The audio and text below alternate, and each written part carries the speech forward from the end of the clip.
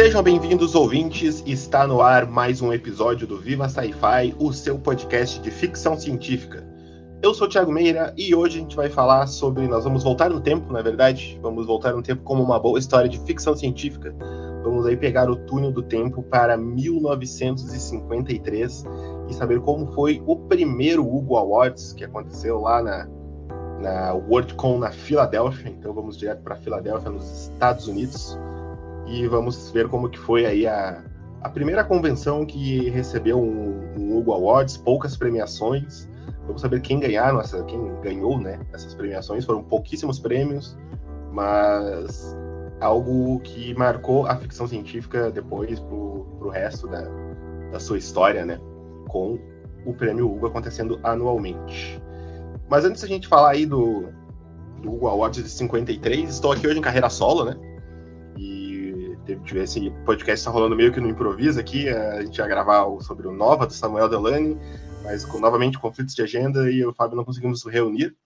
E para não deixar vocês aí sem episódio, né, nessa semana, a gente está conseguindo manter aí o semanal. A gente está fazendo esse episódio aqui de quem levou o prêmio, né, que já aconteceram, já fizemos alguns ano passado e vamos fazer mais este agora e depois a gente volta à nossa programação normal, beleza? Um recadinho rápido, né? Vocês já devem ter visto que a gente está com o Apoia-se, então considere apoiar aí o Viva Sci-Fi. Agora a gente está lá na plataforma do Apoia-se, apoia.se/Viva Sci-Fi. Você pode ir lá e escolher a sua categoria de apoio. A gente tem o apoio com R$10 e o apoio com R$20. Você pode dar o valor que você quiser, mas dentro que se encaixe nessas categorias. E aí você tem diversas regalias. Se você paga ali, você pode participar do nosso grupo do WhatsApp. Você recebe as pautas, recebe a programação com antecedência e quem faz aí o apoio master aí de R$20 ou mais participa da gravação do podcast ao vivo também. Já temos alguns participantes aqui com a gente que vão poder acompanhar as nossas próximas gravações. Então, se tem aí a gente sabe que tá difícil para todo mundo, mas se sobrou um toquinho ali, R$10, 12, 11, 15, 20, o que for, se você quiser ajudar, acho que nosso podcast é legal, que ele precisa ficar no ar, que a gente precisa de melhores equipamentos, então considere apoiar o Viva Sci-Fi lá no Apoia-se. O link está na descrição do episódio e no seu agregador de podcast favorito que você ouve. E é isso aí, pessoal. Vamos aí falar um pouco sobre 1953, o que acontecia no mundo nessa época, o que acontecia na ficção científica nessa época, que levou os fãs a criarem aí, né? Lembrando que a gente já falou sobre o Hugo Awards muitas vezes, todo ano a gente faz a cobertura do Hugo Awards, já fizemos 2, a gente tá aí com os programas também de como foram o Hugo Awards antigos, e a gente vai falar como que foi aqui a primeira, então, né? Ela acontece em 53, na Convenção Mundial de Ficção Científica, a Worldcon, né, que foi na Filadélfia, como eu falei antes, né? E, embora o Hugo seja anual, em 53 teve essa primeira edição, e em 54 não aconteceu. Foram ignorados, né? Então, os Hugo eles se tornam uma tradição anual e ele permite que os participantes selecionem o melhor material do ano anterior, né? Então, em 53 ela acontece ali meio que ao acaso, né? E depois ela vai acontecendo no próximo ano, em 55 ela vai acontecer, e ela premia os livros de 54. Né? O Hugo, ele funciona assim, né? Por exemplo, o Hugo de 2024 vai premiar os melhores livros de 2023. O ano passado, em 2023, premiou os melhores livros de 2022 e assim por diante, né? Então, o Hugo sempre premia os livros do ano anterior. E em 1994, a gente vai dar um salto um pouco para frente para entender que foi criada uma proposta pelos fãs da ficção científica, que foi criar os Retro-Hugos, né? O Retro-Hugo, ele era prêmios para anos em que a Worldcon não havia ocorrido. Né? Então, foram dados esses prêmios para alguns Hugos, mas eles têm algumas regras, né? Por exemplo, os prêmios eles só são permitidos para esses anos específicos que acontecem 50, 75 ou 100 anos antes da Worldcon atual. Então, a gente tem alguns exemplos, como em 1996, a LACon, ela deu os Retro-Hugos para o Worldcon de 1946, que também ocorreu em Los Angeles. A primeira PacificCon, em 2001, né? Ela concedeu Retro-Hugos para prêmios para o que seria o Hugo de 1951, né, que ainda não tinha acontecido. E em 2004, né, a NurseCon, ela deu os Retro-Hugos que teriam sido concedidos para 1954, né, justamente esse ano aí que a gente não teve Hugo Awards. E 1953, né, então o ano que nos interessa, que foi um ano muito crítico, né, para os fãs de ficção científica de muitas maneiras, né. O boom das revistas de ficção científica ela já tinha ultrapassado seu auge, né, e os editoriais de fanzines e as correspondências entre os fãs estavam repletos de especulações e preocupações de se esse colapso, né, das revistas pulp ela continuasse, não restaria mais nada para os fãs lerem, né. E essa preocupação era válida, né? Lembrando que em 1953 as revistas de ficção científica e de fantasia elas impulsionavam toda uma subcultura, né? Então havia pouquíssimos livros de capa dura ou até de brochura disponíveis de ficção científica. Né? E os fãs daquela época, né, mesmo os fãs mais ávidos, eram totalmente viciados em ler ficção científica. Então essa preocupação de se continuasse, né, a queda na produção das revistas, realmente a ficção científica poderia acabar ou, como a gente falou, os fãs eram muitos leitores de ficção científica, só liam ficção científica, então existia realmente essa preocupação, né? E a maioria desses fãs, né, da época, eles ainda eram muito tradicionais, né? Então por isso que tinha essa questão de ler apenas ficção científica, tinha muito daquela questão tecnocrata, né, das décadas de 30 e 40, né? E em 1953, então, outro aspecto que o fandom hoje é considerado como garantido, né, que é o fã da ficção científica adora, que são as convenções, né? Então, ainda eram raros as que aconteciam nesse período. Então, a gente tinha aí a MidwestCon, a PhilCon, a WesternCon, uma ou duas outras convenções que aconteciam, e a mais importante que acontecia, que era a Worldcon anual, né? Essa última aí era o ponto alto do ano para os fãs, e os que moravam geograficamente próximos ou tinham condições financeiras para participar, né? Lembrando que as viagens e salários durante a década de 50 não chegavam nem perto do que a gente conhece hoje, né? No século XXI aqui. Não é nada que a gente considera normal, né? Então, vamos ver um pouco de como foi aí, então, né, a 11ª Worldcon em 1953, que aconteceu na Filadélfia. O James Williams era o presidente da Worldcon na época. Ele faleceu aí no início do ano, ainda depois. E ele foi substituído, né, pelo Milt Holtman, que era um cientista. E outro nome importante era o Bob Madel. Depois vocês podem procurar essas pessoas aí. O Bob Madel era um livreiro. Ele era especializado apenas em ficção científica, né? Ele foi o tesoureiro dessa Worldcon. Ele é um cara muito importante para ficção científica, muito lembrado. Ele faleceu aí faz já deixa eu ver, uns 10, 15 anos por aí.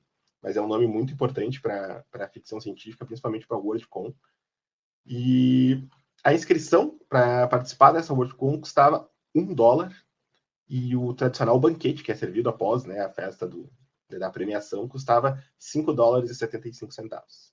Quase todo fã masculino que estava lá, que compareceu, usava terno e gravata, a maioria vestia ternos, né? Então era uma coisa muito elegante ainda na época. E as mulheres, que então na época representavam aí 1/10 mais ou menos do público que foi a essa Worldcon, estavam todas de vestidos e longos vestidos, né? Então a gente vê que a premiação hoje ela ainda tem um pouco de esse ar muito eloquente, né? Mas nos anos 50 era ainda mais forte. Então era isso, era terno, gravata, gravatinha borboleta e vestido longo, né? E o Hugo, então, foi decidido ali pelos fãs de premiar alguns trabalhos, algumas revistas, então, na época, né, de ficção científica. E a primeira coisa que se discutiu foi a criação do nome, né, Hugo Awards, né? E essa não foi a designação oficial da época, né? Tanto que, para vocês procurarem quem foi Hugo Awards 53, vocês vão achar muitas dificuldades, às vezes, de encontrar, ou vão encontrar coisas de 55, ou uma explicação do que é o Hugo Awards, né? Então a gente vai explicar um pouco aqui também. Vários fãs, já na época que estavam na Worldcon, sugeriram outros nomes, como Vernes. É exatamente ligado ao nome de Júlio Verne, né?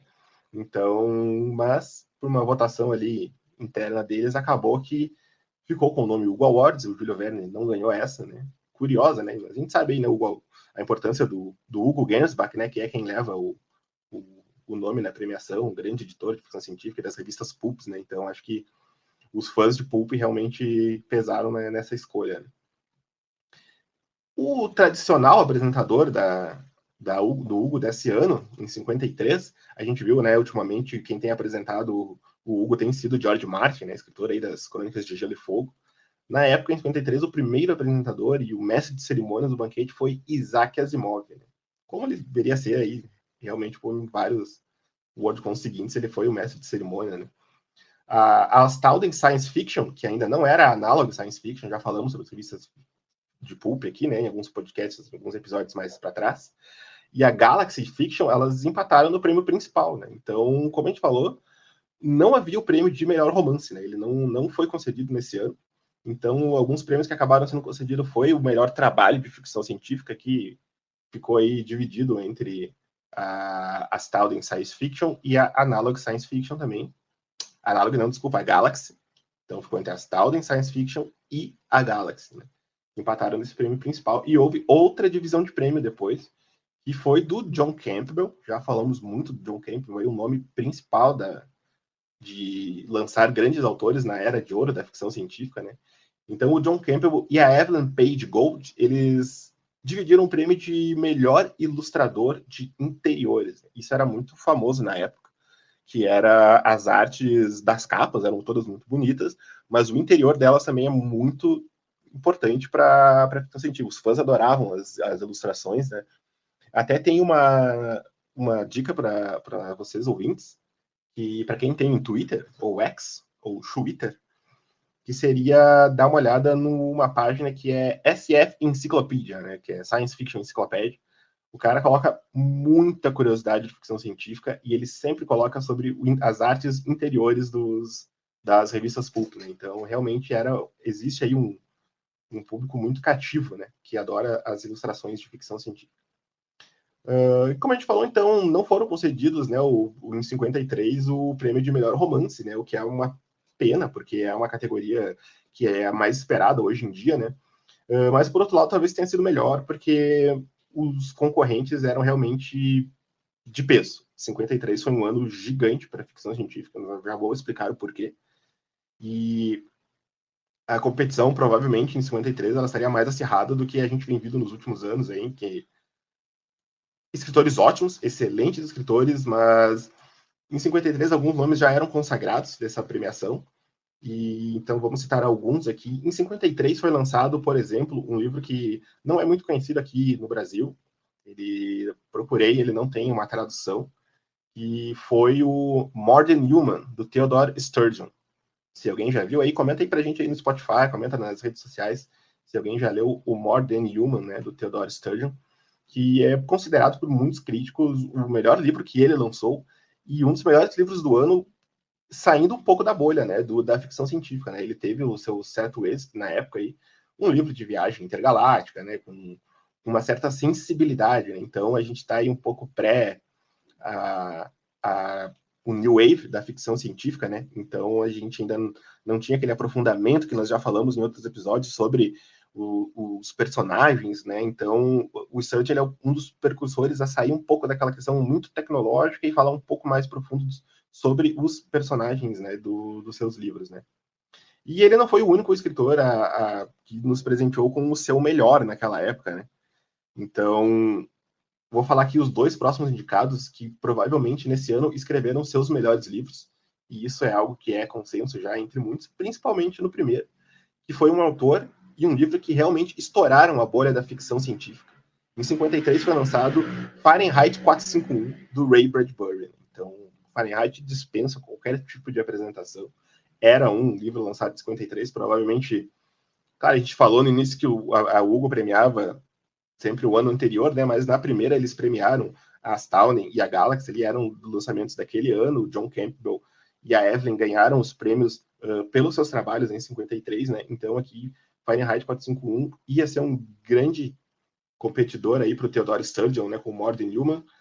E como eu comentei, o Fahrenheit já na época, em 53 mesmo, explodiu. Ele foi um sucesso de vendas, ele foi um sucesso de crítica, saiu da ficção científica, que até então era considerada, né, a ficção mais deixada de lado, assim, né, não era a alta literatura como a gente conhece hoje. Né? E outro que talvez tenha lançado o seu melhor trabalho em 1953, esse também dispensa qualquer tipo de apresentação. Arthur C. Clarke fez a melhor história de invasão alienígena até hoje, eu acredito. Dificilmente alguém vai bater a classe com que o Arthur Clarke escrevia, imaginação que o Arthur Clarke tinha, né? Então, em 53, ele lança O Fim da Infância, né? Que é considerado aí, tem a edição pela Aleph atual, linda, maravilhosa também, do Fim da Infância. Então, a gente tem esses 3 nomes, possivelmente seriam os principais. Então, a gente tem aí o More Than Human, do Theodore, a gente tem Arthur Clarke com O Fim da Infância e o Fahrenheit 451. Eu deixo para vocês, ouvintes, deixarem aí nos nossos comentários quem levaria esse prêmio. Vou fazer uma enquete, então, pessoal. Vou colocar aqui no Spotify, para quem estiver ouvindo aí pelo Spotify e quem quiser participar lá no Instagram, a gente vai tentar abrir uma caixinha depois que o podcast... Talvez amanhã, no sábado, a gente abre uma caixinha aí para o pessoal já ouvir o episódio. E digam aí quem vocês acham que merecia levar o Hugo Awards de 1953. More Than Human, do Theodore, Fahrenheit 451, do Ray Bradbury, ou O Fim da Infância, do Arthur C. Clarke. Beleza, pessoal? Isso aqui, então, foi mais ou menos como foi a WorldCon de 1953, a primeira a conceder um Hugo Awards para alguns poucos autores e algumas poucas revistas. Em 54 não houve, em 55 o Hugo Awards volta.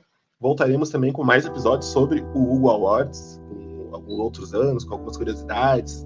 Temos anos que teve empate técnico aí entre alguns autores, então o prêmio foi dividido. Isso uma questão mais interessante, que teve anos em que foram necessários criar regras para não acontecerem mais empates, né, que acontecia muito nesses primeiros anos aqui de Hugo Awards. Então a gente pode falar um pouquinho sobre essas curiosidades. O Fábio Fernandes com certeza voltará para nos ajudar. Essa semana a gente vai ficando por aqui, pessoal. Se você gostou, compartilhe aí com o pessoal. Espero que tenham gostado desse podcast aqui, meio no improviso, como eu falei. Trouxe algumas curiosidades que eu consegui praticamente de ontem da noite para hoje, né? Essa gravação que eu tô fazendo agora, estou gravando no dia do lançamento do podcast, então teve que ser um pouco na corrida para prestigiar vocês aí. Espero que tenham gostado, espero que tenham sido informados aí sobre como tudo começou nas premiações, né? O Hugo, a primeira grande premiação de ficção científica e fantasia, nessa época ainda só ficção científica. Compartilhe, comente, participe da enquete, quem você acha que deveria levar aí o Hugo Awards de 1953. A gente vai ficando por aqui. Lembrem-se, assistam sci-fi, leiam sci-fi e vivam sci-fi. Valeu, pessoal. Até a próxima. Viva sci-fi!